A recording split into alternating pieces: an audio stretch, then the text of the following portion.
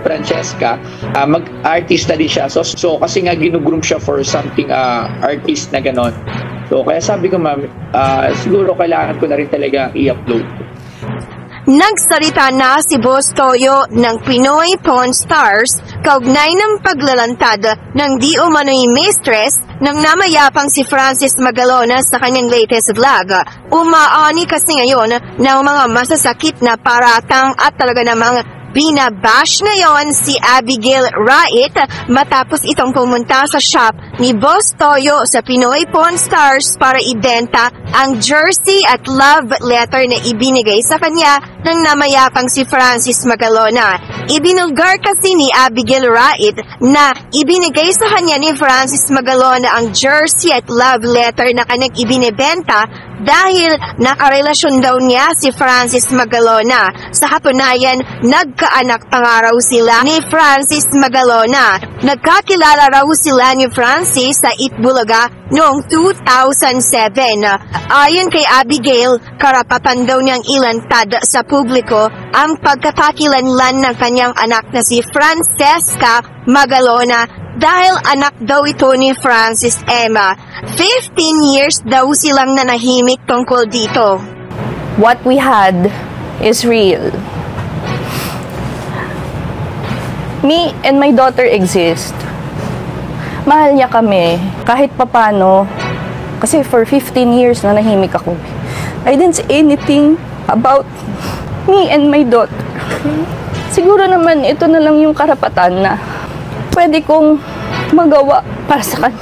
Inaakusahan ngayon si Abigail Wright na kaya daw ito lumantad at nag-ingay at ginagamit pa raw nito ang namayapang si Francis Magalona ay dahil plano daw asin ng anak nitong si Francesca na mag-artista at sumikat. Ayon pa sa mga netizens, ginagamit lang daw ni Abigail Wright ang pangalan ni Francis Magalona para pasikatin ang kanyang anak na gustong mag-artista din. Kaugnay ng paratang na ito ng mga netizens, nagsalita na nga si Boss Toyo na siyang pinagbentahan ni Abigail Wright ng jersey at love letter na ibinigay sa kanya ni Francis Magalona sa halagang 500,000 pesos. Kinumpirma nga ni Boss Toyo na totoo raw na plano daw talaga ng anak ni Abigail Wright na si Francesca na mag-artista at sumikat. Ayon pa kay Boss Toyo, gusto daw ni Abigail na makilala at sumikat ang kanyang anak na si Francesca bilang anak ng master rapper na si Francis Magalona. Francesca, kasi ma'am, mag-artista din siya. So grooming na to be an artist or celebrity, maging artista and singer, ganon. So yun din yung nag-decide sa akin na ipalabas ko na siya. Kasi kung hindi man siya sa akin lalabas, it will come out. Samantala, ayon kay Boss Toyo, sinubukan daw niyang kausapin ang tunay na asawa ni Francis Magalona na si Pia sa pamamagitan ng text dahil ipinaalam daw ni Boss Toyo kay Pia na i-upload niya ang kanyang vlog kung saan mapapanood ng mga tao sina Abigail at anak nitong si Francesca, ngunit hindi daw nagbigay ng sagot si Pia dito. Boss Toyo, sabi mo nga tinext mo si Pia, ano ang kanyang naging tugon? Ay wala po. I don't know kung na-read niya po or nabasa. Tulad nga po na sinabi ko, I didn't bother to call kasi nahihiya po ako.